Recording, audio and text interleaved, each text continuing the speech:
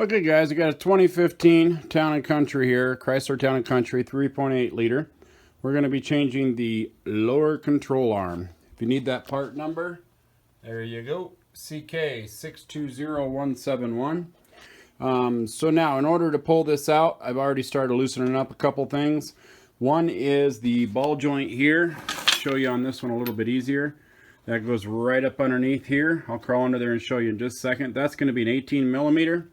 You got those two bolts there that I've already pulled out. They go right up underneath this part of the control arm. Right there. And those are both 15 millimeter. And then we have a 21 millimeter bolt right here.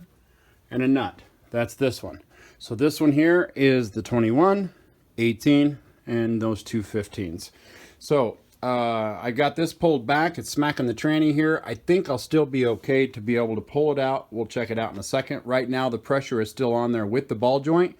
So at this point we're going to go ahead and break loose both of these 21s here for the strut. I will be changing the struts on this as well, but it's going to be in a separate video. I'll show the video of the other side so that it doesn't confuse us here. If you need that video or any of the motor mounts that we're going to be changing on this, you can click on my name underneath this video for all my other how-to videos and find it. Just type in the search bar what you need.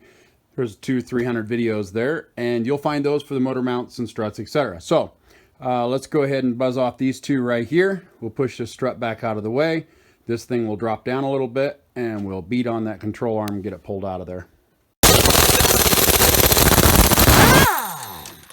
Okay, if you notice now, the end of these bolts are rounded. There's a reason for that.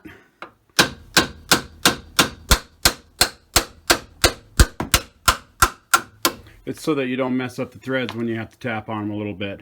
If you are worried about the threads, you can go ahead and just throw a bolt on there, or I'm sorry, a nut on there, thread it back down to that position and hit it. And what's even better than that to do, because these nuts have a little built-in washer, is to run them on there backwards so you get a nice flat stroke. So I got it on there crooked, but it will go on backwards. So, but we don't need to because they're rounded, so let's tap that out and push that strut back. So slid out. You can see the whole control arm, rotor, the caliper, the whole 9 yards just kind of dropped down. Now I didn't get any movement out of that bolt. Actually I did, but it was in the wrong direction.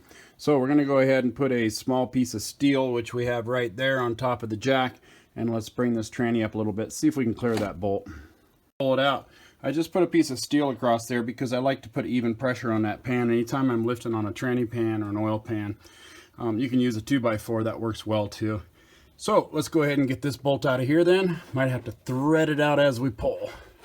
Okay, so I got some pressure off of it. I was able to pull that bolt out. So I went ahead and you can just lift this right up and just slide the strut bolt back in there for the moment. So because now we want to take pressure off of this bolt back here. So I got lucky here when I loosened this up and it dropped down. If you don't get lucky, there is a tool for that. It's called a pickle fork.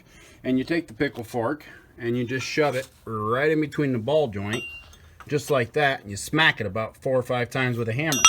But if you notice on this, right there is a spot where I hit it with a hammer, and you can vibrate that and sometimes it drops down. But don't do that until you get the nut backed off, because otherwise, like I said, this center piece here will spin on you and you won't be able to get the nut off. Then you have to turn around, put a jack up under this and hold pressure while you take off the nut. Or you have to pry down and hold pressure while you take off the nut. So let's go ahead and get that nut the rest of the way off and drop that control arm out of here. So I don't know if I'll be able to do it with one hand here holding this, but we'll try. So it drops down, and then the back is going to come out and it's going to go forward in order to wiggle it out of there. I think I'm going to need 2 hands for this. So let me go ahead and see. Now I can just swing this whole thing as much as I can. If you can't swing it enough, now's the time to go ahead and pull that bolt back out. It'll drop down, swing it out of the way, and pull the control arm out. Okay guys, and now what you're going to do is you're going to put some pressure right back here, push up like that.